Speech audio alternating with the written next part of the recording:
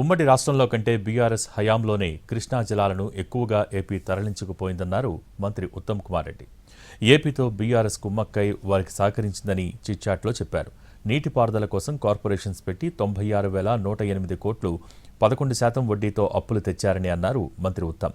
కాంగ్రెస్ ప్రభుత్వం వచ్చిన తర్వాత 49,000 కోట్లు అసలు వడ్డీ కట్టామన్నారు. ఇంకా 56,000 కోట్లు కట్టాల్సి ఉందన్నారు.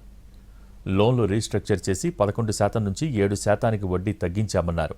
మరో 4,000 కోట్లతో పూర్తయ్యే దుమ్ముగూడెం, ఇందిరాసాగర్ను పక్కన పెట్టి రీ ఇంజనీరింగ్ చేశారని, దానివల్ల చాలా ఖర్చవుతోందని అన్నారు. కమిషన్ల కోసమే ప్రాజెక్టుల రీ ఇంజనీరింగ్ చేశారన్నారు మంత్రి ఉత్తమ్.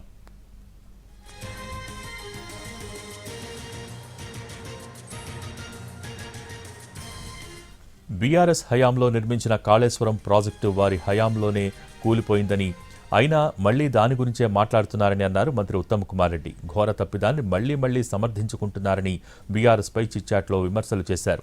మేడిగడ్డ గురించి మళ్లీ మాట్లాడటం అంటే సిగ్గుతో తలదించుకోవాలన్నారు.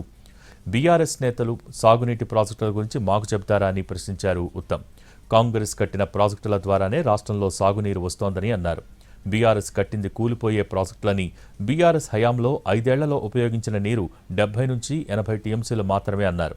హరీష్ రావు అతి తెలివితో మాట్లాడుతున్నారని ఆరోపించారు.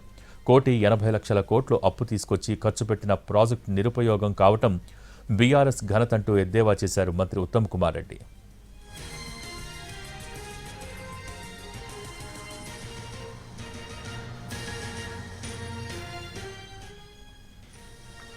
పాలమూరు, రంగారెడ్డి ఎస్ఎల్బీసీ సహా పెండింగ్ ప్రాజెక్టులు పూర్తి చేయకుండా బీఆర్ఎస్ను ఎవరడ్డుకున్నారని ప్రశ్నించారు. బీఆర్ఎస్ చేసిన అప్పులు తీర్చడానికి ఏడాదికి 16,000 కోట్ల రూపాయలు అవుతున్నాయన్నారు. పాలమూరు, రంగారెడ్డి, సీతారామసాగర్లో 1 ఎకరానికైనా నీరిచ్చారా అని క్వశ్చన్ చేశారు. కమిషన్ల కోసం కాళేశ్వరం ప్రాజెక్టు కట్టి అప్పులు చేశారని ఫైర్ అయ్యారు.